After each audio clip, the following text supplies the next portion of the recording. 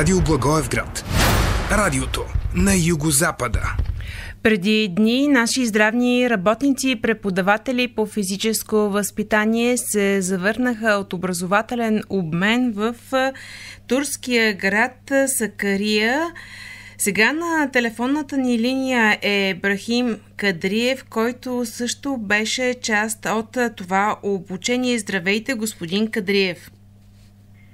Здравейте от мой любим връх Митровица, 1360 метра надморска височина. Избрах специално това място да давам интервю. Здравейте на целия ви екип. И там има сигнал. Слушатели. Да, разбира се. Страхотно. Какво е усещането да сте на върха?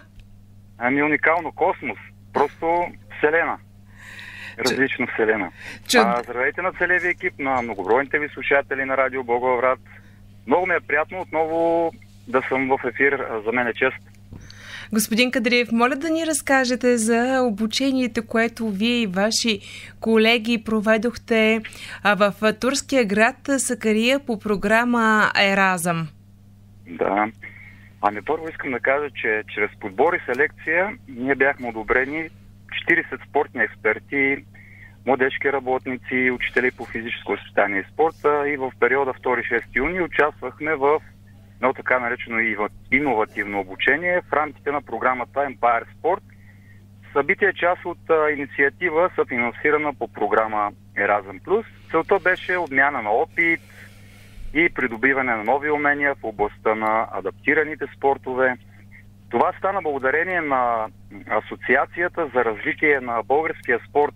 Тук е момента да благодаря за перфектната организация, за ползотворното обучение на ръководителите Ивайло Здравков и Йоанна Дочевска. Едни големи професионалисти, на цялата група, които бяхме заедно, които споделяхме опити от своята практика. Едни млади, уверени специалисти за мен, които работят, обучават от сърце бъдещото ни поколение. Обичам ви всички. И какви умения придобихте там? Самото обучение включваше теоретични и практически модули и обхващаше адаптираните спортове, като плуване, голбол, водни спортове, футбол, баскетбол и много други. Значи всички участници взехме участие, но имахме възможност да се запознаем с добри практики от тамошни специалисти за нашите си области, да обсъдим самите предизвикателства и перспективи за развитието на адаптирания спорт. Взехме участие и отбелязахме 5 юни, Световния ден на околната среда, със събитие посветено на почистване и опазване на водните басейни. Включвахме се в акция в езерото Сапанка, гребахме кану, гмуркахме се. Просто беше уникално преживяване. Има ли какво ние да подобрим по отношение на образователната инфраструктура в това отношение, по отношение на тези спортове? Има, разбира се. Винаги ще ми остане в съзнанието залата в един от най-големите спортни университети в Турция. Значи срещу мен говореше треньор, който треньор, благодарение на самата политика на държавата, връзката между училища, университети, помагат, съдействат собствения баща да стане треньор по плуване. И тъй като неговото момиче е с синдром на Даун, за 3 години той успява чрез помощ от държава, съдействие, безплатни обучения. Самото дете става 5-то на европейско първенство по плуване и после 3-то на световно по плуване.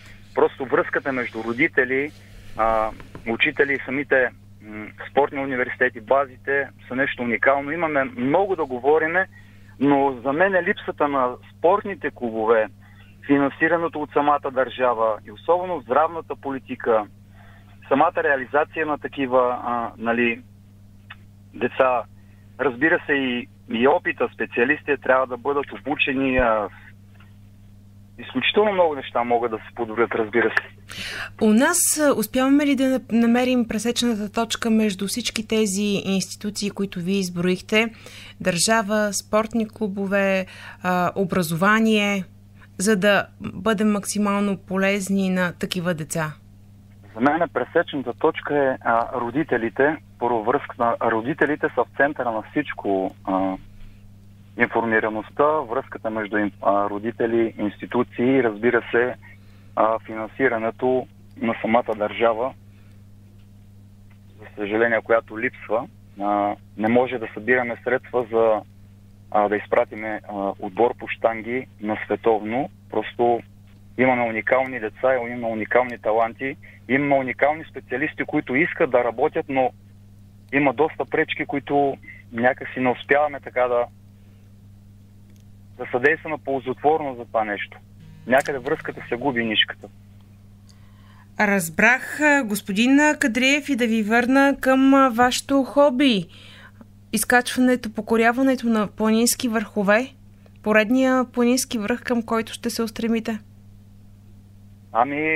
Връх Вихрен, но скоро с клуба по планинарство така се организираме да качиме Вихрен и Кончето. Така че преживяването ще е уникално за цялата група. Това е за сега следващия връх, който ще покоряваме.